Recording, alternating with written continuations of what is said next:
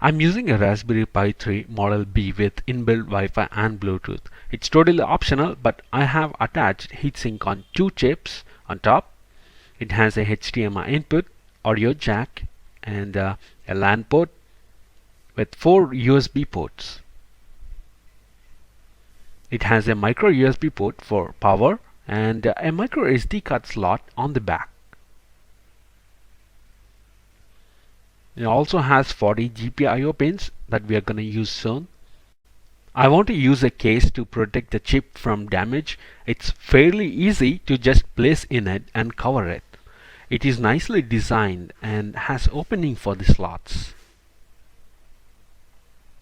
I'm using a 32 GB class 10 micro SD card and plugging it into the card reader so that I can connect it to my computer. Although it is recommended to use at least 6 GB micro SD card. To get started, we require two softwares, Raspberry Pi Noob, which we are going to load on the SD card, and the SD card formatter, a recommended software to format the SD card. Let's download the Raspberry Pi Noob. Search on Google or go to the direct link. Noob is nothing but new out-of-the-box software with which we can install other OSs, and we are gonna install Rasbian later. I'll select the download as zip option so I can install it offline. It takes a while to download. Until then, let's get our SD card ready. So we're gonna download another software now. Let's download the SD card formatter software. I'll search on Google and get the first link. Let's scroll down and select the Windows. Again, scroll down and select the accept option.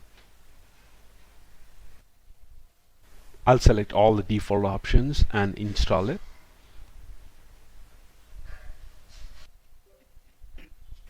Now when I open the SD card formatter software, it shows the default, the SD card on top.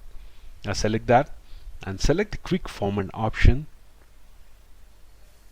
and click on format.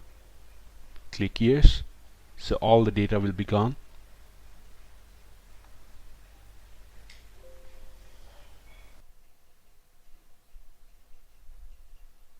Here you can see all the data is gone and I have the entire space. Now I'm gonna open the Noobs, the zip file which we have downloaded, and I'm gonna copy all these contents onto the SD card. So open the zip file. I'm using 7-zip software. Just select all, drag and drop onto the SD card.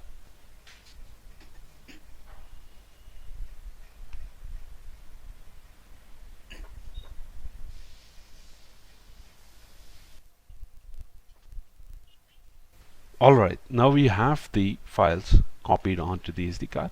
I'm gonna unplug this and plug it into the Raspberry Pi. Now let's connect all the required cables. I'm connecting the wireless mouse, keyboard,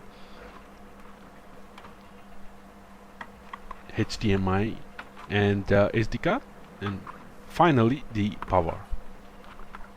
Now Raspberry Pi doesn't have a power button, so as soon as you connect the power cable, it's gonna start.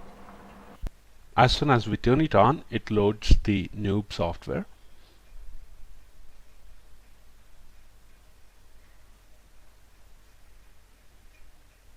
Here it shows the Rasbian as the first option. I'm gonna select that, Rasbian, and click install. Say yes. It's gonna take a while. After the installation is complete, it loads the desktop. Here you can see that I'm connecting to my Wi-Fi.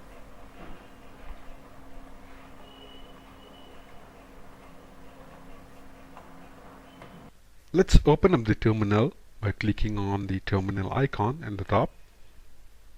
Let's type in the command raspi config. We are going to use the sudo option, so we'll have the root access, super user access, sudo raspi-config. This command brings out different configuration options. Here you can change the user password or change the host name, change different boot options, localization, interfacing in the if you want to overclock or change different advanced options. Here we're going to select this update option to stay up to date.